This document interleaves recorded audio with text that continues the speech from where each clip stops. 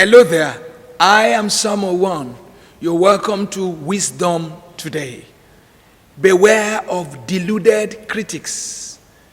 Beware of deluded critics. Beware of deluded criticism.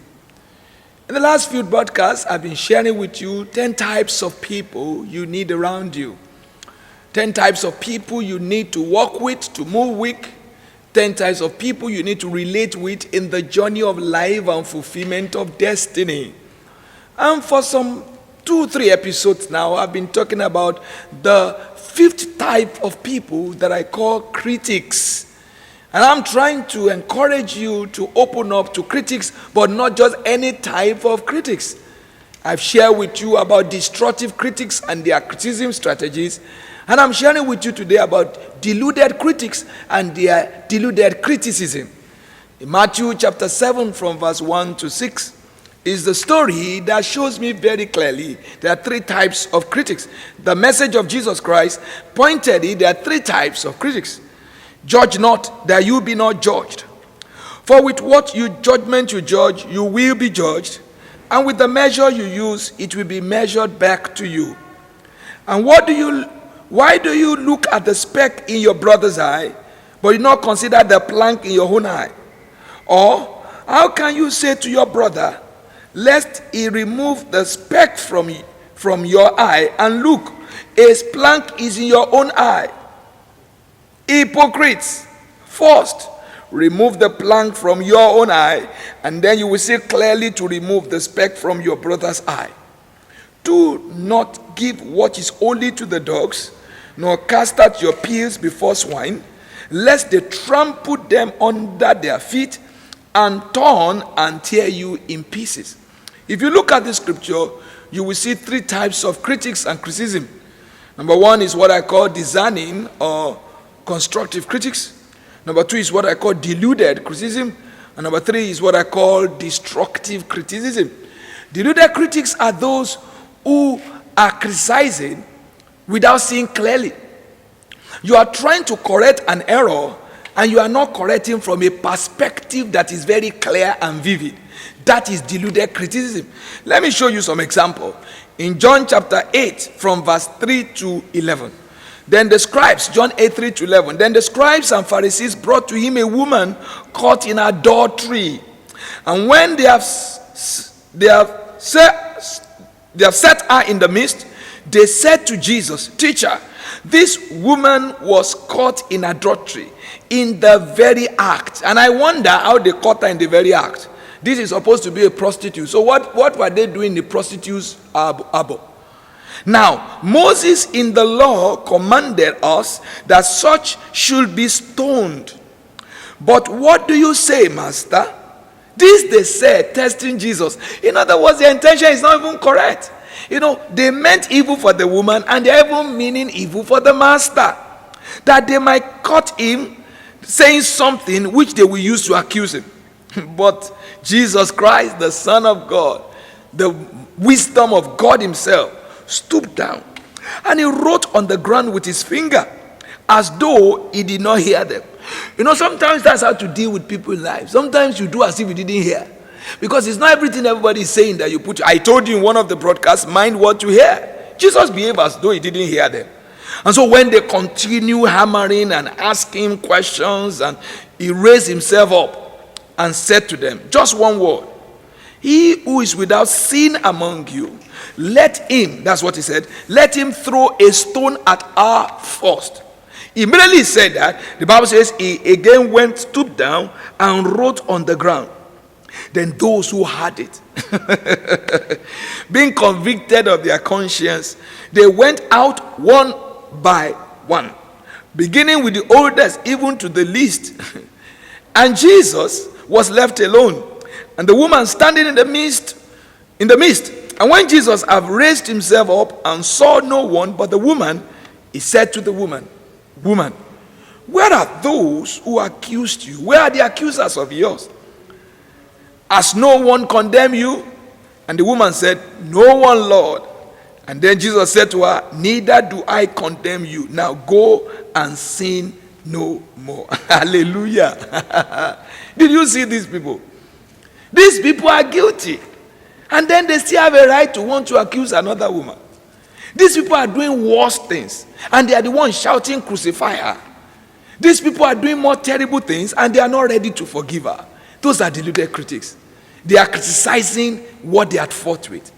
They are fighting what they know they are guilty of. There are people like that around you. Beware of them. Let me read for you 2 Corinthians 10, 4-6. 2 Corinthians 10, 4-6. For the weapons of our warfare are not carnal, but mighty through God, for the putting down of strongholds, casting down arguments and every high thing that exalts itself against the knowledge of God, bringing every thought into captivity to the obedience of Christ. Now, verse 6 is where I'm going. 2 Corinthians 10, 6. It says, I'm being ready to punish all disobedience when your obedience is fulfilled. When your obedience is complete. How dare you be the chief prosecutor for an offense you are also committing? How dare you stand and raise your chest to be the judge over a matter that you are not just guilty, you are 7 times guilty? That is deluded criticism. Jesus said, how can you see the speck in your brother's eye and a big log in your eye and you didn't see it? That's delusion. Beware of deluded criticism. In Romans chapter 2 and verse 3, the Bible says, and do you think this, O man, hear this, O man, O woman, whichever one you want to look at it, you who judge those practicing such things, are you not doing the same? Do you think you will escape judge and God of all? How can you judge a matter you are guilty of and you refuse to repent? I thought you should learn from other people's errors and mistakes to change your ways. How can you continue to criticize what you are guilty of? That is deluded critics. Beware of such people around you. There are many. If you look at Romans chapter 2, the same Romans chapter 2 from verse 21 to 24, look at the judgment God gave. God said, you therefore who teach another, do you not teach yourself? You who preach that a man should not steal, do you not steal yourself? Do you not commit adultery? Who says nobody should also commit adultery? Another should not commit adultery. You who abhor, I love that, who abhor idols, do you rob temples? You who make a boast in the law, do you dishonor your God and you break the law? For the name of God is blasphemed among the Gentiles. Because of you, it is written. Oh, we have so many people like that today. Out of jealousy. And this is what I notice. You see, when you see deluded critics, they operate out of jealousy. The correction they are trying to give is just jealousy. That's why they rush to pull down a man God have lifted. That's why they rush to tear the person that God is making. They are jealous. Deluded critics are inferior people. They are not confident in themselves. Deluded critics are indirect agents of the devil or direct agents of the devil. Deluded critics, have noticed, they are very quick to criticize. In fact, they are the first that will talk. They are the first that will bring in and jump into the matter. And they are the worst in that situation. Deluded critics are the ones that are blind to their errors. Even when everybody could see it. Can you believe the story Jesus told us? He said somebody have a log in his eye. And then he's seen this speck in somebody else's eye. They are very quick to judge others. They won't see their mistakes. In fact, no matter how much you try to talk to them, they behave as if they are blind. That's why they are deluded. They can't just see their own error. But they are very fast to see the errors of others. And you know what? They are always complaining. I've noticed that about the critics, they will always complain. They will complain. When it is cold, it is too cold. When it is hot, it is too hot. When a place is on fire, it's too on fire. And when there is a little bit of laxity, we are too cold. They are always complaining. They are deluded critics. We need people around you and I who are constructive critics. Constructive critics will see what is wrong with them first in a situation. They will work on themselves. I have discovered this about people. Look at our nations. Everybody talks about the government, but what of you? What of the things you are contributing to make the matter worse? You complain about your pastor and your church, but what of you? Have you changed your ways? Are you doing the right thing? You complain about your neighborhood, but what of you? Are you not also contributing problem to that place? You are deluded critics. How dare you open your mouth to criticize a matter you are also guilty of? You are pointing to people's guilt, but you have 5 guilts. You are pointing 5 people's error, but look at you, you have 20 errors. My brother, go and change your own way first. The Bible says when you have conquered all disobedience, then you have a right to punish all disobedience. I pray for you. May the Lord give you the wisdom to change your ways, the eyes and ears to know where you are wrong, and to adjust yourself, to discipline and correct yourself first, for you to be able to criticize others. And I pray for you. May the Lord surround you with men and women of right spirit, whose criticism will move you forward and make you better. Not men and women are criticizing to pull you down and to destroy you. And may you listen to your corrections of others. May you hear when you are wrong to change your ways. When your wife is speaking to you, and your husband is speaking to you, and your pastor is speaking to you, and your friend is speaking to you, and those who loves you are speaking to you, may you change your ways in the name of Jesus. Amen and amen. Thank you for joining me again in this broadcast.